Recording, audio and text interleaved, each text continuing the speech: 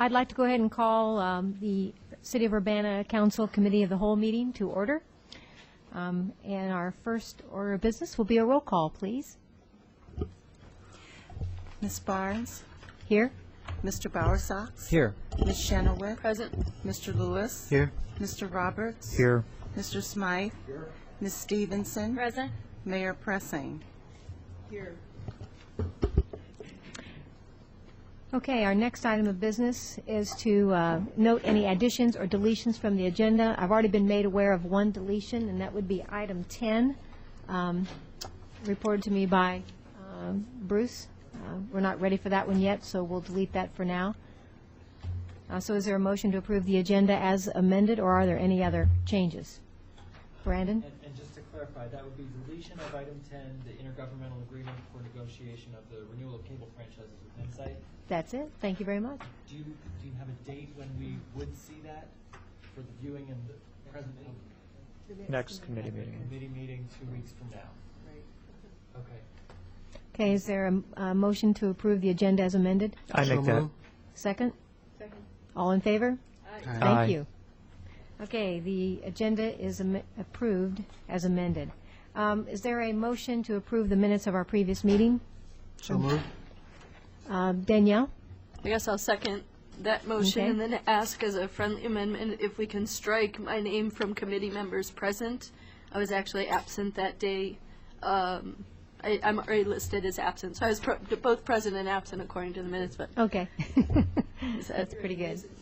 it's possible sometimes. And it's January 2007 on your agenda. Correct. Thanks. So we have two changes to the minutes, January 22nd, 2007, not 6, and then Danielle was absent, not present. Any other changes to these It minutes? was on the other one. Yeah, it's just on the agenda. It's on the agenda.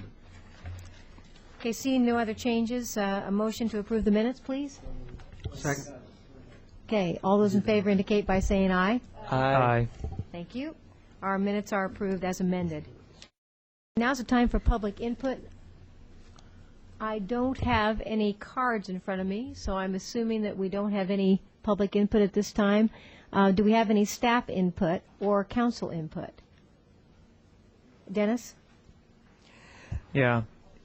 I did get an email forwarded to me from Carrie Helms, who lives in a neighborhood that is next to the Myers plat that is going to be developed for a store on South Philo Road. And he's inquiring, or his neighborhood group, he has a small group of people that were inquiring, interested in having a meeting with the Myers people. And I know that there was discussion about that. Can anybody speak to that possibility? Libby, do you want to speak to that, or do you want me to, or either one? We did contact Myers and asked if they would come to another meeting, a larger meeting, and they have declined that invitation. As a result, we've worked with Councilmember Barnes to put together a fact sheet of information, and they said that they would take requests and inquiries from the council members. So they have Lynn Barnes and Heather Stevenson's names, and these two council members can act as liaison. City staff can as well. And in addition, we staff would be more than happy to meet with groups of neighbors as they have questions. And if there are questions that we can't answer, then we will contact Myers to get those, Libby, answered. did they give specific questions to you or staff that they had wanted to bring up to the Myers? No. No. They've asked me several questions just by way of email, which I've gotten answers from our staff. Okay. Like how many trees, did we have to cut down trees? Is the light downward directional? You Yes. know, kind of oodles of those types of questions. And Robert prepared a nice document, which I then forwarded to constituents, answering the ones that I'd been asked. Okay, that's And- what I was wondering, because yeah. I had not seen specific And- questions myself. And I'm very willing to serve as liaison to Meyer, and if any individuals have questions they would like to ask directly of Meyer that haven't already been answered, I'm happy to make the call and get the answers, on their behalf. Thanks, Lynn. Okay, Charlie? I'm just wondering if it'd be worthwhile just to go ahead and have a neighborhood meeting with as many council members as can be present and staff to present the information that we have, show them the plans as they are. You know, sometimes people just need to come and see it in person and hear it in person. You know, and you can collect up the questions. Staff may be able to answer most of the questions, and whatever they can't, they can go find out, and we can get responses. I mean, you know, if you think that's worthwhile. I believe that the surrounding residents have had their own neighborhood meeting and seen what the proposal is. I think the biggest concern is a barrier, and the landscaping issues is what I've heard. That while they're excited about Meijer being there, they still want to feel like they have a neighborhood separate from a box store, and that they think that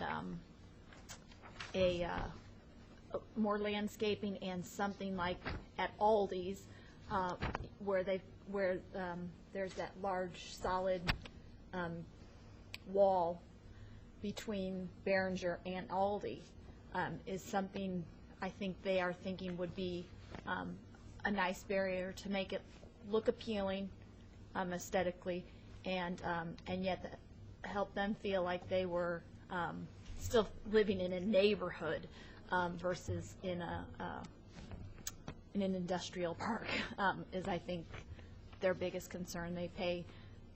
They've paid good money for the homes that they live in, and their taxes are their taxes show that, and I think they want to feel like they are getting the best for what they pay into the city, and I believe that I believe they're right to expect that.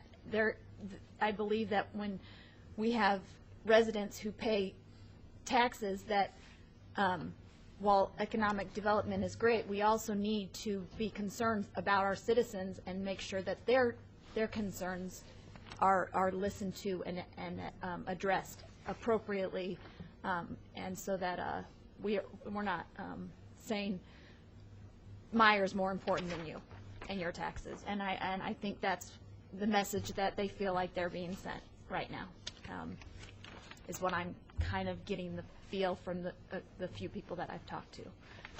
Laura? My understanding was that there's a berm and also trees planned for it. So I don't know if there's a need for a wall. Yeah, because there's there will some be a natural-looking barrier. And there's many plantings of prairie grasses, and actually the feedback that I got, at least so far from the email that I sent out to my constituents, was for the very vast majority positive after reading Robert's detailed report on what Meijer was doing. So I received so far, some pretty positive feedback about it. Brandon and then Heather. Yeah, very briefly, I think if I have an understanding of the meetings right, that really to me the biggest issue is there was a neighborhood meeting, city staff were there and Meijer staff came to town for it, but it was turned out to only be for part of the neighborhood, only for Meijer Ridge and the folks to the south. And I would just ask that city staff in the future be more clear from the start that if we're going to support a meeting, if we're going to help announce it and invite people and send our own staff and encourage a developer to come to town, it should be a meeting for everyone who lives around the project. And I think that was just a communication mistake and a mistake this time, and that next time these public meetings always be for everyone. And obviously I understand if Meijer doesn't want to get on a plane again and send their representatives for a second meeting. That doesn't make sense, but the meeting should be open and for all. Right. And that was the intent, and their policy, their invitation has changed, and we were disappointed, and we did give some thought to having a meeting anyway, but it would be very difficult without Meijer's there, so we're doing the best we can through the communication avenues that are open to us currently. Okay. Charlie and then Dan. Oh, Heather, okay. Okay. As Lynn pointed out, most of the feedback she's gotten has been positive. Most of the feedback I've gotten has been positive too. I have heard from people in Stone Creek and in the home, the duplexes, the new duplexes, that when they look at Behringer Commons and they see that solid wall, that's very appealing to them. So while the feedback I've gotten has been appealing in the sense that there might be a natural looking wall, like Lynn has heard, they like the idea of a solid wall better, is what I've heard. And you know, I think they were disappointed maybe that there wasn't maybe room for a little bit of tweaking here and there by Meyer. And I think that that sent red flags up for them, like, well, are they really going to be a good neighbor? So I would hope that Meyer is going to be a good neighbor and want those taxing bodies to come and visit their business.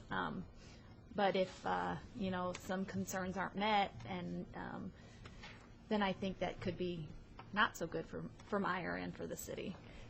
Dennis?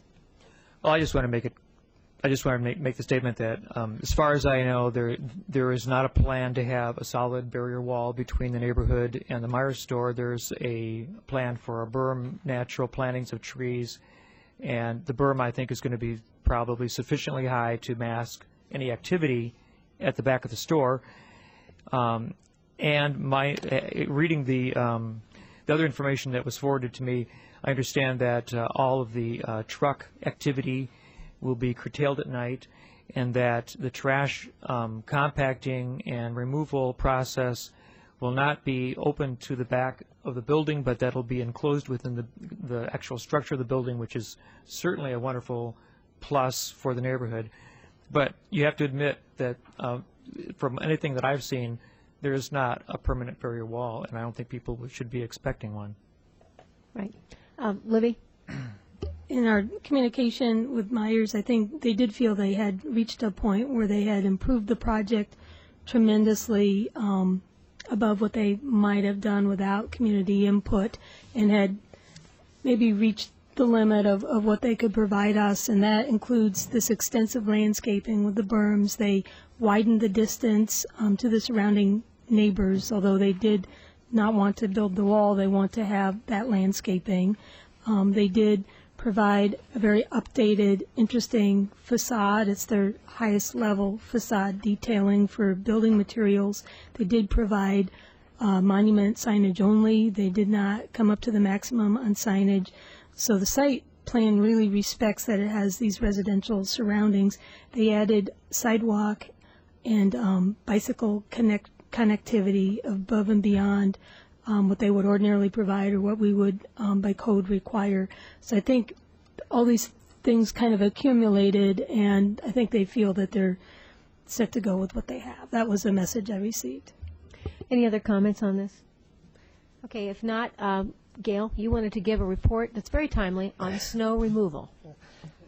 Well, we felt that in consideration of the forecast for tonight and tomorrow, that might be timely to make a few comments regarding our plans for snow removal over the next couple of days. As you probably know, the forecast is for 6 to 12 inches. Our crews started about 6:30 doing preemptive work towards snow removal and started their 12-hour shifts then. Our plan is to have made one pass through every local street within 24 hours after the snowfall stops. So within 24 hours after tomorrow evening or afternoon, whenever it stops, we hope to have every local street covered. Now, as you can well understand, if it gets real windy and we have a lot of drifting and we have to focus on some of the arterials and collectors, we may not get to every local street within that 24 hours, but that's our intent right now. If we have more than 10 inches of snow, the policy is that we would plow all the public alleys if we have more than 10 inches of snow. Now, that's you might ask whether we consider what's there already or not. We kind of take that take a look at it and see where we're at. A lot of that melted off, so if we get over 10 inches of snow, we'll be in all the public alleys. They'll probably occur, operations removing snow and hauling snow off the streets probably will go through Friday. Bill put down a little number here that might interest council. based on past history, it cost about $10,000 an inch to remove snow after a snowfall. And that's, you know, that's if we can get in there and do it quickly and don't have a lot of drifting and stuff that drags out the amount of overtime required to do it. We'd like to ask the public and to not drive unless they really have to while we're trying to remove the snow. When cars are on the street, it just takes longer to get it done. We'd like to ask that if you've got a car parked on the street, you remove it off the street so we can get those streets clean with a one pass and not have to weave in and out and leave piles around cars and plow you in. And if you have any questions, we'd offer the 384-2355, which is a number that you can call there at Public Works if you have any questions regarding the snow removal. Bill did note that homeowners, although they're not required to do, are encouraged to shovel their walks so that pedestrians and children going to school, if they have, I know they're not at school tomorrow, but subsequent days are able to go to school and use those walks without having to walk in the street. So they're not required to, but they're encouraged to shovel the walks. Go ahead. I saw the trucks scooping up the snow. Where do you take the snow? We have a couple of places we can haul snow. We have some over at the next to Public Works. There's a pile over in the corner of our storage lot there. There's a frontage road out north along the interstate by the country club. We take some snow out there, and I believe we've taken some out to LRC and dumped it and piled it in the past. Charlie, go ahead. Gail, I wanted to commend staff and, you know, Rich Coyne, Jim Kelly in particular, and whoever's driving all the trucks. That I thought they did a great job last week. I was on the road the day after the snowfall on my bike, and it was very easy going. So I'm confident that they'll enjoy their $100,000 day tomorrow. And if they see me out there with my thumb out, to ask them to stop and pick me up, please. So at least slow down when they go by, right? No. Okay. Oh, Brandon. Yeah, I agree. I've heard from so many people that we did a great job clearing snow. Thank you all for the really good work.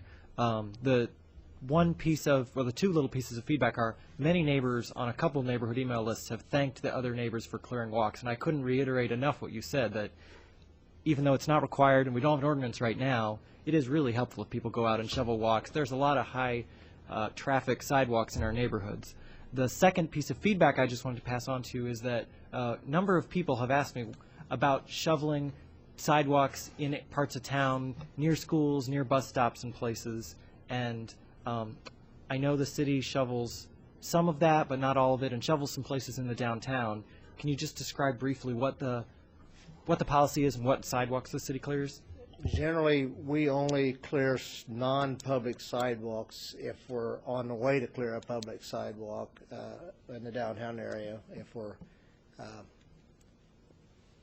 don't lift our snowplows, but it is our policy we don't shovel walks in front of the residents. We ask the residents to assume that responsibility.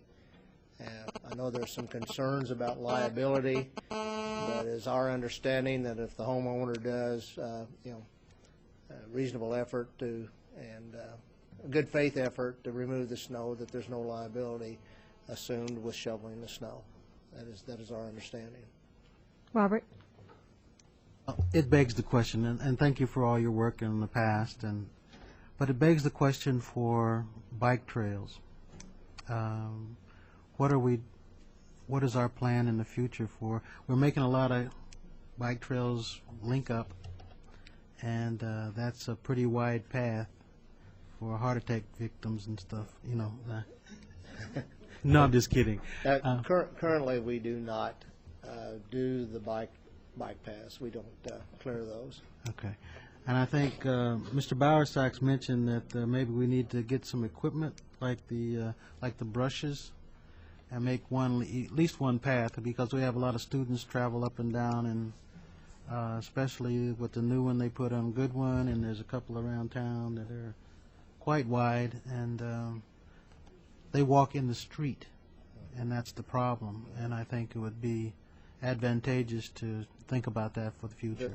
The bike paths like the one along Goodman Avenue, here again, we ask the homeowners to assume the responsibility of shoveling those. And I know you live along that bike path, so it's a pretty wide path to shovel.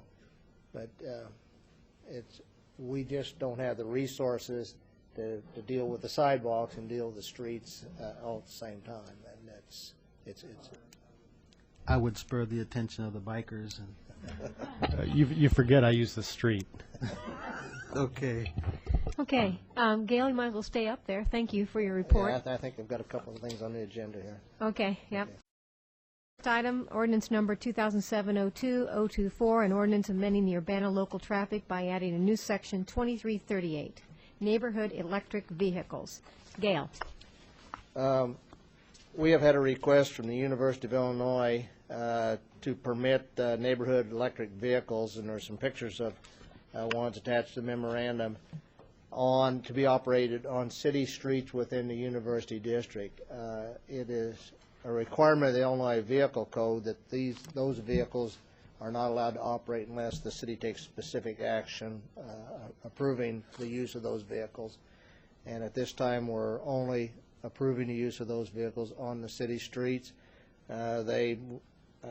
Maximum speed is 25 miles an hour, which is the speed limit on those streets, and most of those streets, and they can only travel up about 40 miles before they have to recharge them. So there's a request of the university that we take this action. Charlie, then Heather. Yeah, I guess my question on it was why limit them to campus?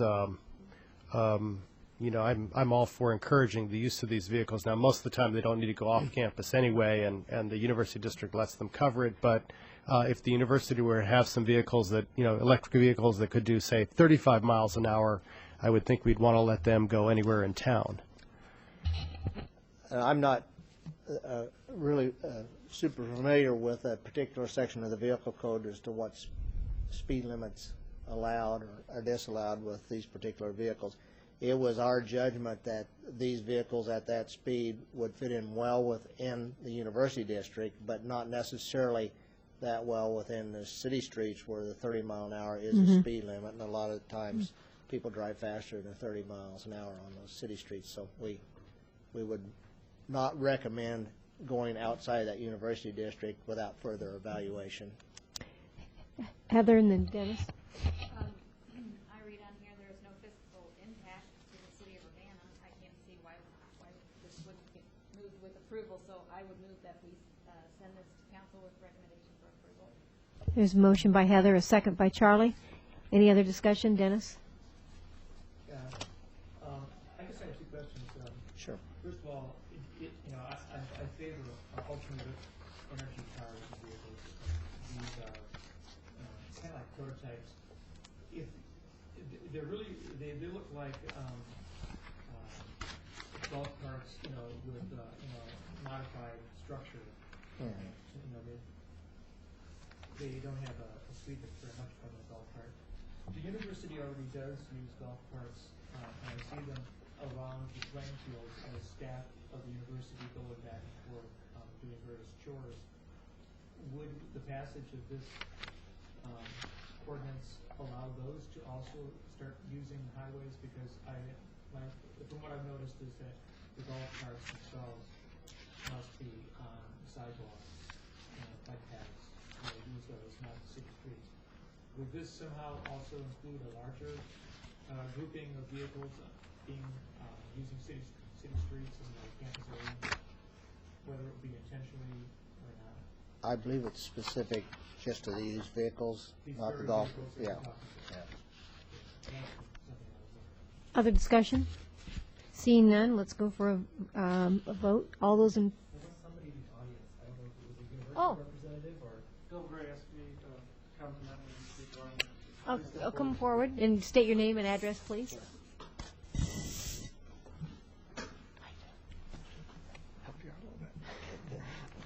My name's Peter Varney. I'm the Associate Director at the University of Illinois Garage and Carpool. And the vehicles in question are a little bit different than golf carts. They do have some additional features, safety features. The Illinois statute lists a number of items that these vehicles must have to be considered a neighborhood electric vehicle, and golf carts do not necessarily have those. They include stoplights, brakes, headlights, things of that nature. So golf carts would not necessarily be included unless they meet the requirements as spelled out in the Illinois Vehicle Code. Okay, I've got a question. Go ahead, Dennis. Are these cars then sufficiently fast so that they would not require an orange triangle on the back of them? These vehicles are governed to a maximum of 25 miles an hour, and they are required to have the slow-moving vehicle warning triangle on the rear. I thought that would be appropriate because they might indeed be surprisingly slow compared to automobiles that we have on our. So they will have the warning triangle. Yes. Okay, I thought that was very appropriate. Laura? Do they have the little beepers when they back up? I believe they do.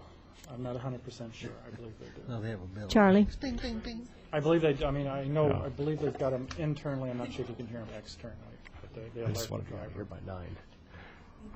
Thanks for coming. I guess, to follow up on my question from earlier, do you foresee having vehicles that would go faster, that would go up to, say, 35 miles an hour and would be appropriate for use all over town? Right now, the legislation that the state of Illinois has specifically limits them to 25. So the vehicles included in that legislation are governed to 25. The vehicles the university owns and is looking at are 25-mile-an-hour electric vehicles. And there hasn't been any interest in looking at speed and range and payload, all that's give and takes, all involved. And right now, 25 is pretty much the standard accepted for these types of vehicles. I guess you can just switch to a hybrid after that, huh? Further questions for our guest? Thank you very much for coming. Thank you. All those in favor of this, or moving this to council meeting next week, please indicate by saying aye. Aye. Any opposed? There are no nays, all ayes, so the ordinance is moving forward. Resolution number 2007-02-003R, resolution for maintenance of streets and highways by municipality under the Illinois Highway Code 2007 MFT PCC patching project. Gail. This is a resolution which authorizes the expenditure of motor fuel tax funds for our planned concrete pavement patching for this summer. They're all listed on the a memo attached to it, and there's figures on the back that shows the various locations around town. Any questions? Move to send this to council with a recommendation for approval. Second. There's been a motion made by Charlie, a second by Robert. Is there further discussion? One quick question for you, Gail. I was under the impression that the multi-use path on Race between Florida and Windsor was going to get resurfaced. Is that this spring then, or? That'll be this summer. That is part of the resurfacing project that Jennifer's putting together, which will come to you later with another MFT resolution authorizing the expenditure of those funds. Other questions, discussion? Heather? I read on here the total cost is $864,000, and that motor fuel tax appropriated is $700,000. What about the $164,000? Where's that coming from? The A09 funds. Part of these road streets are not being paid for with motor fuel tax. Okay. And are we taking the motor fuel tax funds away from any other project? No. This is a planned expenditure for motor fuel tax in the CIP. Great. Okay, there's been a motion, it's been seconded, we're ready for a vote? Yeah. All those in favor of moving this forward to council indicate by saying aye. Aye. Any opposed? No nays, ayes have it, this motion or ordinance moves forward. Next item is ordinance number 2007-02-025, an ordinance revising the annual budget ordinance, and that would be Rod, yes, thank you. Good evening. You have in front of you tonight an amendment or a budget amendment proposed to purchase additional U-cards for our residential recycling program. We're proposing to purchase another 500 U-cards for a total cost of $24,000. That'd be paid out of the enterprise fund that is generated from the recycling taxes paid for by the program. The U-cards have been very popular, and we are running low on our inventory, so we just need to purchase additional carts. Charlie? Move to send this to council. Second. Okay, there's been a motion by Charlie, a second by Danielle. A discussion, Brandon? I'd love to have this problem, so I support this. It's great that this means more people are recycling. Could you just quickly state what are the instructions people can call, what number if they want to get a U-Card, if right now they just have the toters and they want to upgrade to recycle more? They can call 384-2381 or 384-2302. Wonderful. Thank you. Other comments, questions? Rod, item number, or goal number 6 on the City Council and Mayor's list of goals is to expand recycling, and that's been out there for a couple of years. I'm wondering what we're ready to tackle that second tier of goal items. Could we get together sometime soon, and what ideas do you have to move us further in expanding recycling in this community?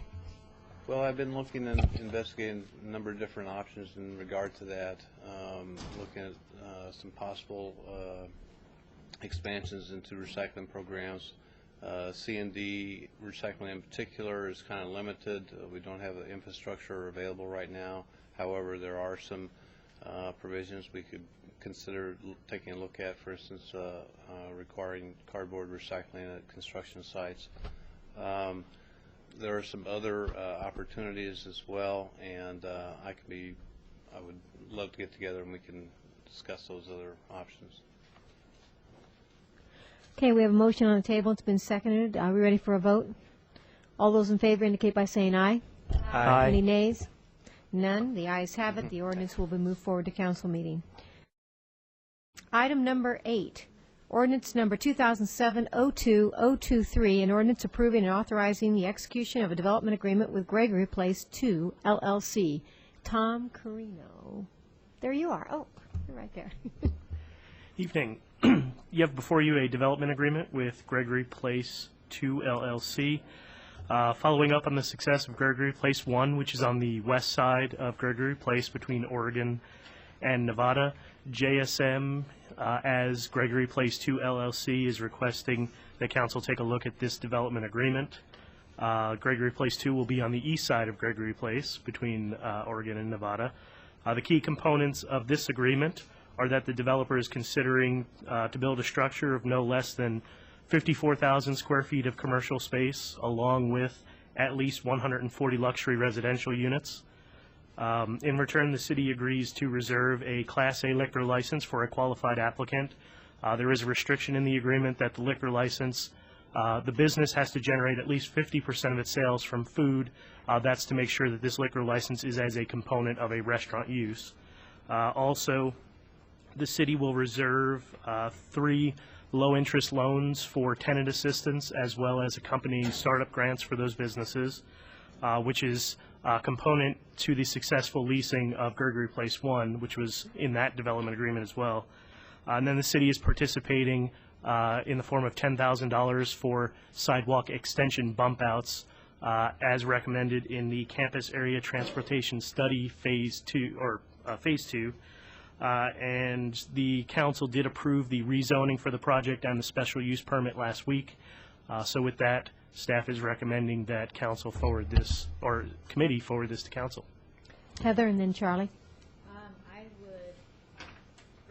I would move to send this forward with a recommendation for approval. Second.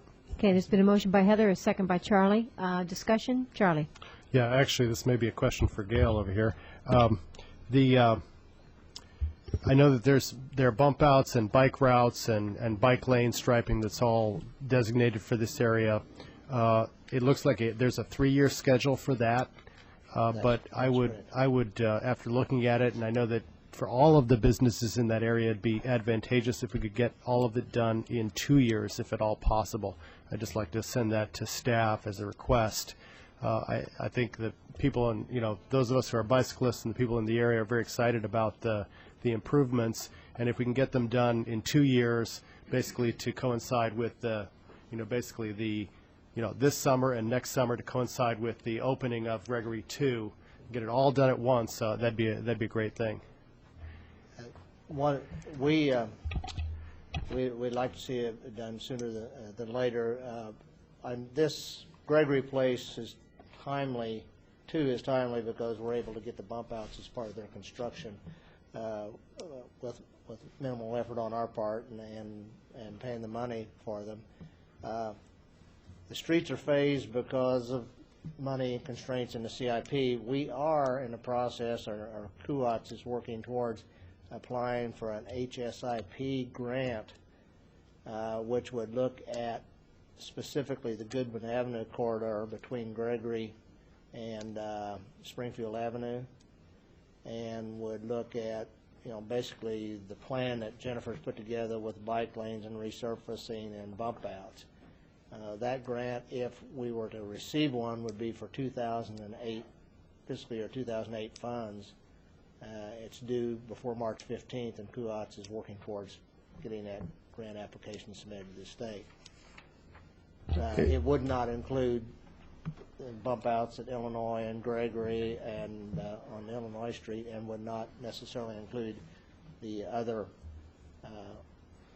resurfacing on Illinois and Oregon, although we're attempting to get that into it. It's just a short time frame on that grant, and Jennifer's got the information done for Goodwin Avenue already. So. I guess the more important thing is probably to get as many of the bump outs and expansions of the sidewalk for the businesses in that area done, basically to coincide with the opening of Gregory Place 2. I think, and it's my understanding too that the bike lanes that are going to be marked are being done in such a way, and that along with the bump outs won't sort of force bicyclists out into the street, because I think that's a problem in a couple of places in Champaign. Yeah, the bump outs are extending out into the street and still leaving that 5-foot bike lane space available in addition to the driving lanes.